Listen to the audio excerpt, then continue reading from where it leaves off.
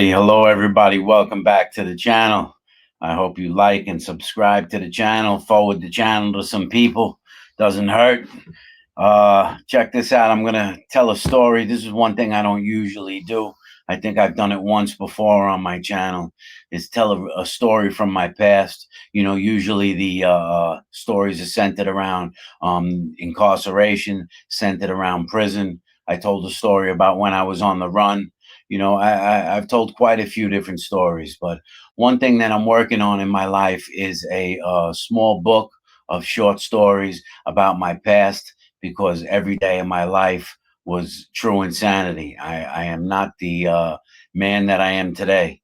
I was arrested approximately 11 times. That's not something to brag about. I'm just speaking on the reality.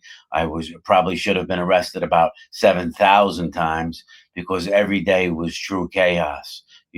I didn't just end up in prison for 20 years for being an angel. So there's a lot of stories from the past, and I'm working on a book of those short stories right now.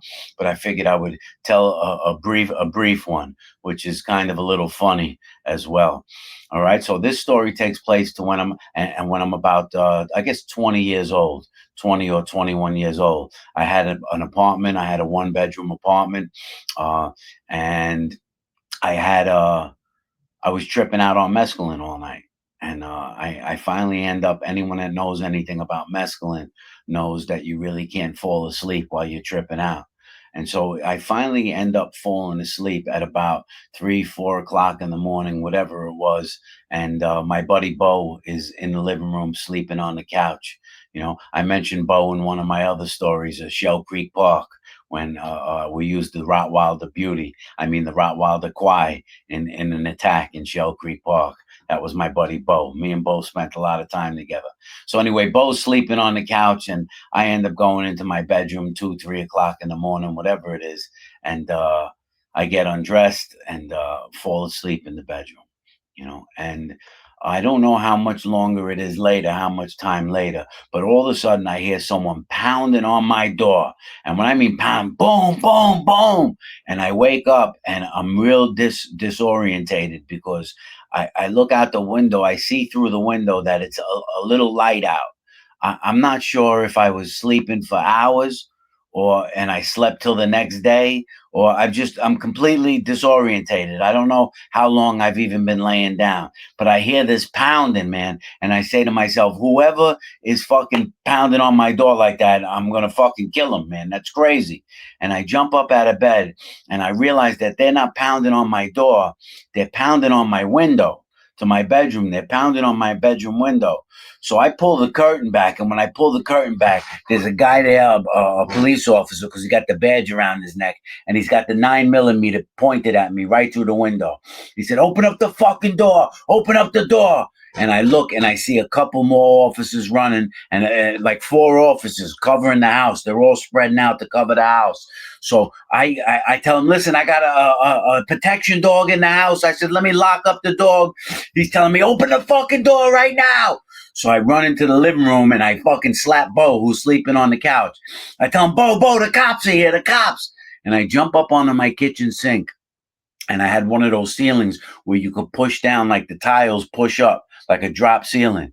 And I push up the tile, and I grab a garbage bag with 3 pounds of weed that I have in it. And you got to remember, at this time, weed is highly illegal when I'm 20 years old. And I got 3 pounds of really good hydroponic weed, and it belongs to the wise guys too. So I don't want to lose this. This shit is expensive weed. I got $6,000, $6,500 worth of weed. Anyway, I grabbed the weed out of the ceiling, and then I open up my kitchen window, and I jump out the window. And when I jump out the window, one of the cops screams. He sees me. He goes, "There he is. He's naked." And I realized that I was naked. Naked, naked. No socks, no underwear, no shirt, nothing, stark naked. I ran out of the bedroom so fast because I sleep naked. I'm in my bedroom. I ran out so fast and grabbed the weed in a panic that I jumped out the window naked. So he goes, there he is, he's naked. And I take off. And one thing about me is I'm like a rabbit, man. I can fly. You know what I mean? I'm a really, really fast kid. And so I throw the garbage bag over a fence and I start taking off through the neighborhood, through alleyways. And I'm hustling, man. I mean, I'm going through bushes, on the bushes, down alleyways, hopping fences, trucking this bag with me the entire time, too. I'm not even looking back to see if they're on my ass. I'm just on the move. And at this point, right, I realize now it's about 5 o'clock in the morning, right? 5:30 in the morning, somewhere around that time, maybe a little later than that, because it was just getting light out. And I'm on the move. I'm going, and I end up behind this lady's house, and she's sitting on her back porch. I see her on the back porch drinking a cup of coffee or a cup of tea or something, and I'm hiding behind her shed so I can't move because she's gonna see me. So anyway, I eventually work my way to this guy Joey's house, right? And he's a buddy of mine. He's a fisherman, Joe the fisherman. And I go into his washer and dryer room that he has in the back of his house. He got like a shed with his washer and dryer. And I go in there and I take the weed and I stick it in his dryer. I hide it in his dryer. And then he had some rubber fishing clothes in there, like the waders, what they call waders, the yellow rubber pants and the yellow top. And at least I'm not naked anymore. I put on his fishing clothes with the overalls, and I sit in there for 20 minutes, which feels like 20 hours because I'm dying to find out what's going on. I don't even know why they were there, why the police came pounding on the window like that. If it was for the weed, I did so many things in my life, I was so insane every day. I have no idea why they were there. So I stay in his laundry room for about 20 minutes, and I says, let me come out and see if I see anything, what's going on. And I kind of come out of Joey's shed in the backyard. I creep to the front of his house, and I start walking towards my apartment. And when I get to the corner, like I look around the corner, and it looks like the coast is clear. It looks like everybody's gone, but I see the door to my apartment is open. And so I walk my way over there, and when I feel safe, I walk into my apartment. And when I walk into the apartment, the first thing I noticed is that the officers have destroyed my apartment. I guess they were not happy that I got away because I had 6 officers chasing me, and I got away butt naked in the middle of the day, right? And I mean, in the middle of the morning. And so I go into the house, and they pulled my wall unit down. They kicked my speakers into my stereo system. They stole my jewelry. I had jewelry on the headboard, a really expensive bracelet, and they stole my jewelry, and they wrecked my house. They ripped it up, man. And they so there was no. I put everything back together. I put the apartment back together, but Bo is gone, right? And the next day, my landlord comes knocking at my door, Frank. And Frank lived in the house. He lived in the main part of the house, and he rented me the 1 bedroom apartment on the side.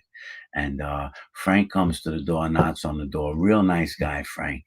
And he says to me, Fish, he says, you got to go. You got to go. He says, you don't have to leave right now. He said, but when your lease is up, he says, I'm not renewing it. He says, you've had the cops here about 10 times already. He says, and my wife can't take it.